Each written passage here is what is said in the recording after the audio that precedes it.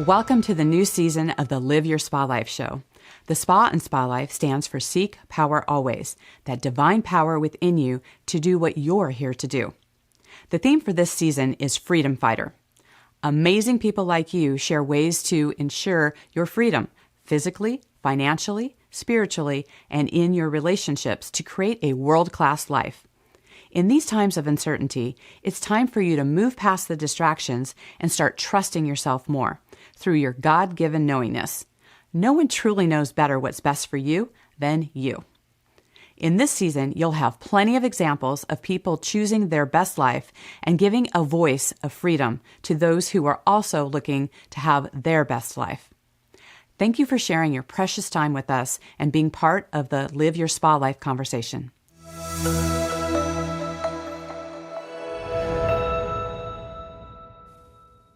With us today is Lauren Abrams, who started the uplifting podcast, 52 Weeks of Hope. She gets to remind you that it's never too late to live your purpose, to do what lights you up, and to create extraordinary things. Lauren, welcome to the show. Thank you so much, Diane. I'm so happy to be here. You know, Lauren, you had such a great journey, getting to your podcast, starting your podcast. I would love for you to share that backstory. Oh, yeah, I'd love to. Thanks. Well, I was working. I was a single mom, and working. I started a law practice, which is a whole story in itself. I don't know if you want to go into that. It gets but I'm a rags to riches kind of story. I put myself through kind of a tough beginnings, and was able to put myself through college and law school, and got a master's degree and all of that, got married, got divorced, had kids, and always grateful for where I'm at. Always grateful, because I couldn't believe my life and where I was. And here I was with my thriving law practice and doing the whole deal. And then you never know what's going on with somebody on the inside. I mean, everything could look good on the outside, but you don't know. And I went through a very tough time. I call it my dark night of the soul, and I got through it. We all get through it. Nobody goes through life unscathed. I've listened to, what brought about your podcast and everything. We all go through it. And the only way through is through. And when I got through this one, though, I was kind of like, what the hell was that? And it just really surprised me. Like I said, I do gratitude lists every day. I exchange them with my friends. We've been doing it for more than a decade now. And I thought, why are we here? I went through my own existential crisis or whatever, what is life about kind of a thing. And I thought, I'm going to go and ask a person a week, an older demographic, what have you gleaned from living life? And they say nobody on their deathbed ever wished they made more money or worked harder. So what, you've lived a long time. What have you learned? Tell me. I'm not a DIYer or anything like that, but I just thought this is as close to a project as I'm going to do. And I started doing that. I just started asking one person a week, interviewing them, and just asking, for me, fill my soul. And they would divulge the most personal information to me. I'm not a shrink or anything, but they would really tell me these incredible, just rich, meaningful stories. And I would go home and I would email my best friend, or I'd write it up just for me in my verbiage, kind of funny, not making fun of them funny, but funny. And after about 2.5, 3 months, I was like, this is so rich. It's so good. I'm going to write one of those books, the books where you open it up, you just open it and you're like, that's just what I needed to hear. You close it and you open it again and you're like, no, that's what I needed to hear. And I'll call it 52 Weeks of Hope. And then COVID hit, and I pivoted, because that's what we do in life. We pivot. And I started podcasting, and I just love it. And then I could interview people from everywhere. And I started interviewing leaders and change agents and healers. And now at this point, I feel like half the time it's for me still. I've learned so much. And after the 52nd week, because I ask everybody, what do you have a message of hope?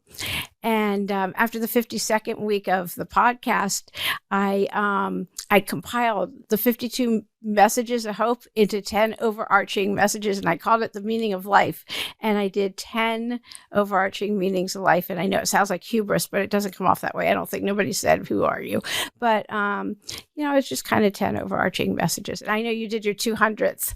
So, congratulations on that. And Thank you. so, yeah, that's how that came about. So I love to hear and gleaning out the wisdom of people in their life. And, you're right. We don't escape without our incidents. And I always look at, we've heard about things happening for you instead of to you. And I'd love for you to what are some of those things, whether you want to share the 10 or there's like a top couple ones of what are some of the themes or through lines where you're like, you know what, I'm hearing this thing over and over again. Are you seeing any themes in that?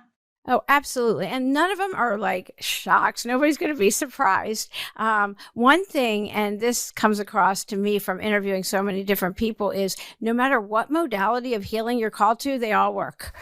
They all work. I don't care if it's yoga or breath work or EFT tapping or whatever it is you're called to in the moment when you're feeling like I need this for me. You're just getting that sense, and I've heard you talk about it on your podcast.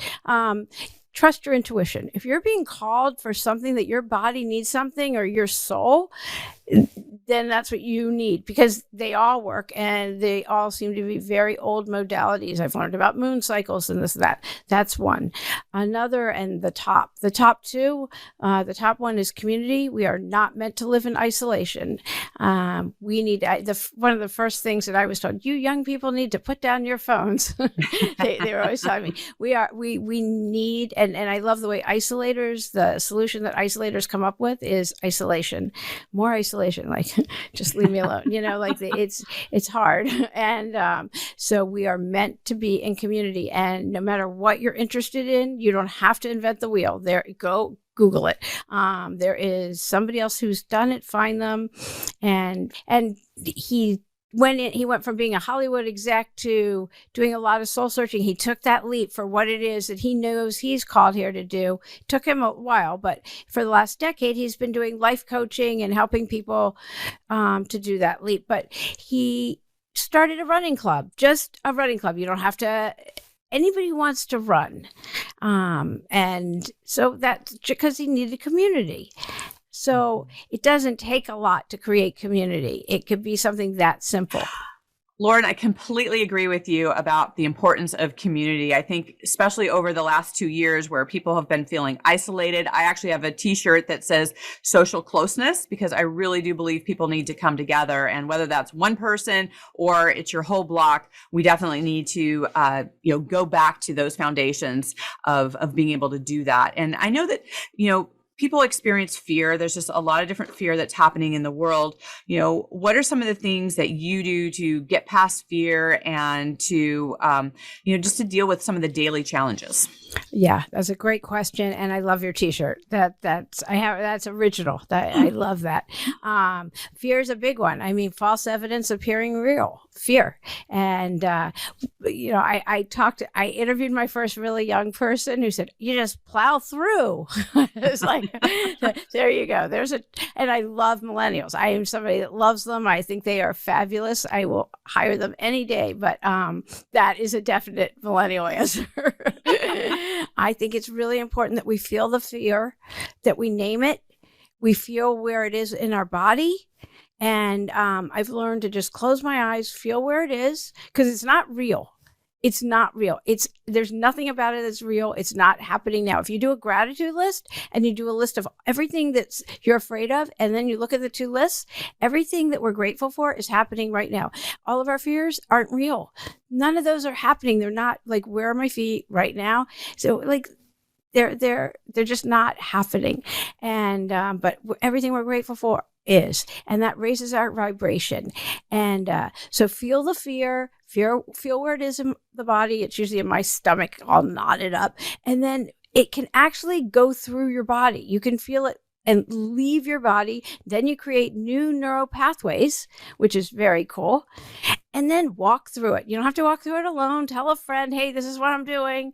Get your friends that cheer you on with that. No, not somebody that Brene Brown's got a whole thing like, you want the ones that like keep your candles lit on your cake, not the ones that blow it out.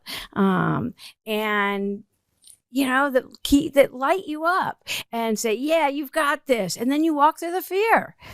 and have the friends like visualize them walking ahead of you or whoever, whatever it is that you have, and walk through it. It's just like imposter syndrome. Imposter syndrome is totally fake, and I've written articles about it and studies, and it's usually high achieving women who feel it.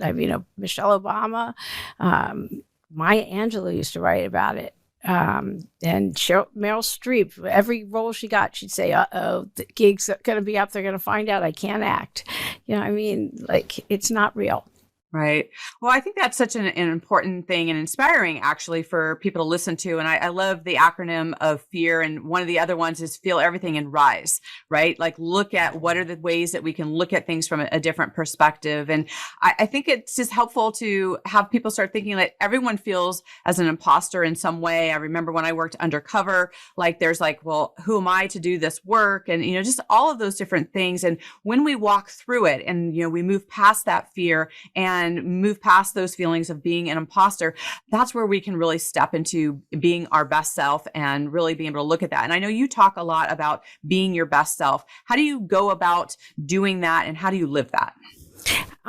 That's a good question. One other thing I will say about imposter syndrome, I can remember being an attorney and being in court and thinking, look at all these people. They think I'm a lawyer. I am a lawyer. I was a lawyer, and I'd been practicing for years, and I'd put myself through good schools and everything. And, it's like being a mom and thinking, look at me adulting and these kids calling me mom, like I'm playing at being, all of it. It's just, none of it's real. Anyway, what I do affirmations. And I'm a big believer. I've been doing them. I at first I felt like it's SNL skit, but they work.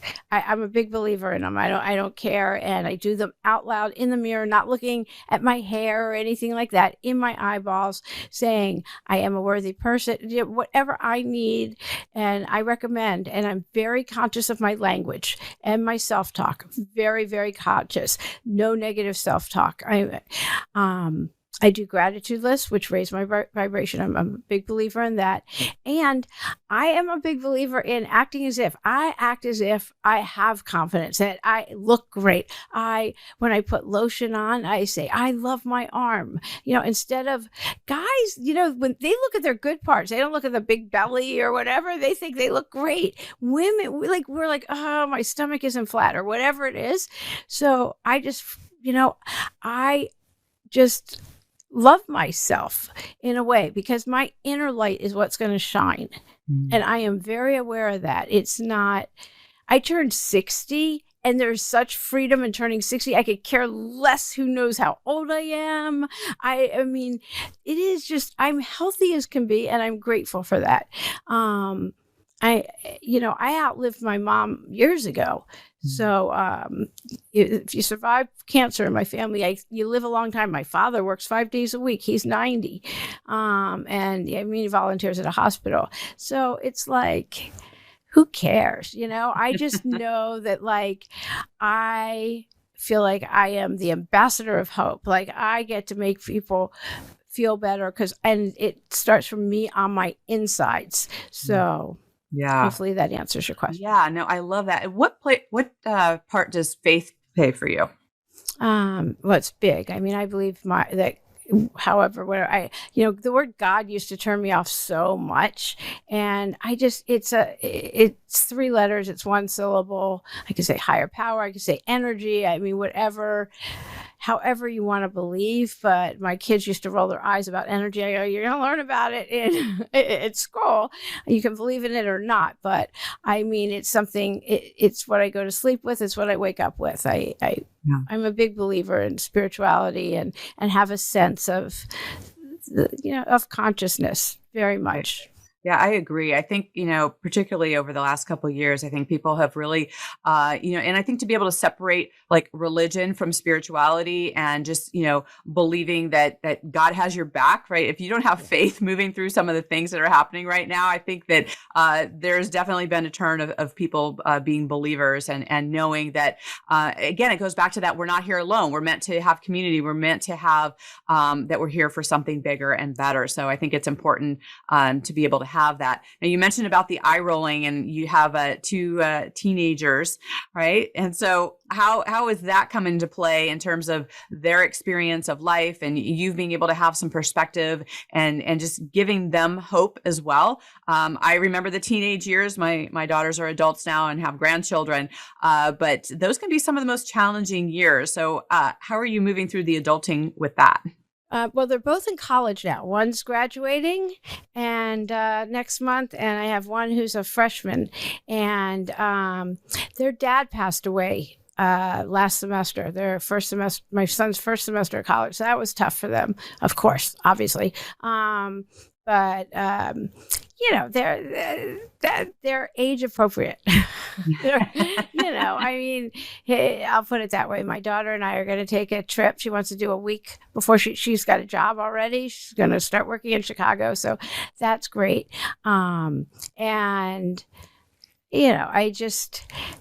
They, at one point, hopefully some of this it used to rub off on them, and then they became teenagers, and right now they don't believe in God, and it's fine. They have their own path, they have their own, and I certainly didn't either at their age, so it's all good. I believe that whatever leap you want to take, the universe rises up to meet you. Like, it's an amazing thing. When I wanted to start a podcast, I didn't know about podcasting, but suddenly everything just appears. That's God to me. Yeah, God, I was taught, when those things happen, that's God's way of remaining anonymous. It's just kind of fun. And, it's fun to watch how everything just appears and happens. And when it happens easily, you're on the right path. When you've got all these obstacles, and that's when you have to pivot. And life's about doing a pivot. That's fine. Yeah. I love the way my daughter kept wanting this one kind of job, and she pivoted a little and then she got a job. She cannot, maybe she doesn't see God in that. I can call it that. She can call it whatever she wants. And she said she wanted to do a trip with me. I said, let's manifest it. I use the language. She doesn't have to believe. She goes, okay. Right. So. Well, and I think that becomes part of our guiding of our children and the people who are, whether it's our clients or the people who we're meant to be with, is we be that, right? And how we are and in our actions, and it allows people to see things in a different perspective. And even with us both doing podcasts, it just that positive message. I mean, no matter what's going on, to be able to know that there's a better way, there's an easier way, there's even if it doesn't feel easy, you can get on the other side of that. And I know you talk a lot about that you don't do a lot of comparing except looking at where you've been. So talk a little bit about that. The only comparison I allow myself is comparing me to where I've come from. I don't compare me to even, we'll go podcast. I don't have 200 episodes yet. I'm on 80 something. I don't compare anything of me except for where I've come from. And because I was taught, if I compare me to you, I'll always fall short. And so the only comparison, and that way I know I can get through anything too. That's the other thing. You can get through anything because you think, oh, I got through that. So I know I can get through this. And that's another thing. I have interviewed people, you can get through anything. Yeah. The atrocities that people get through are unbelievable. When people hear my story, I've been on the streets, I've been this, that. You were a police officer. I've interviewed police officers. I worked at the DA for a little. I mean, people can get through anything. And we're a resilient species, that's for sure. And it seems like you have more good or happy, not good is a judgment, but we have more of the things that bring us light than dark at the end of the day. Once we get there, from interviewing elders, there is more light than dark. So you just keep going and you get to the light again. We just do. Right. And that's the message, by the way, is keep going. Borrow somebody else's light. Borrow Diane's, borrow mine, borrow our light if you're not feeling it right now, because there's always going to be light again. Right, definitely. So we are absolutely here for our individual assignments. And by doing that and showing our uniqueness, we're actually able to help people get through things that are challenging for them. But no one can be us, which is why we don't want to have that comparison. We actually want to be that light and to show up in and of that way. And there's different things that actually fill us up, that allow us to build that energy and build that faith and be able to walk that path. And a fun thing that I like to ask my guests, as you may know, is that we live life differently in our bedroom versus our kitchen or our office. So what's your favorite room in your home and why? Oh, definitely my bedroom. It's reflects me. It's us. It's all love. It's pure love. Mm-hmm. Yeah. I love that. It's so good. Well, I know that our listeners are going to want to stay in contact with you. How can they do that? The easiest way is 52weeksofhope.com. The number 52 weeks of hope. Perfect. Yeah, it's easy. All the episodes are there. Everything's there. Yeah.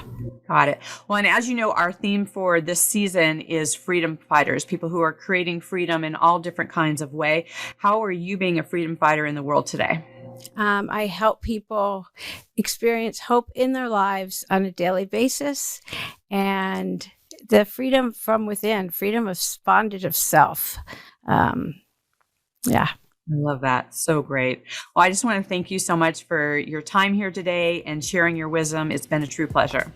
Thank you so much for having me, Diane. You got it. And to our listeners, thank you so much for being here with us. And until we connect again, live your spa life. Bye for now. Bye-bye.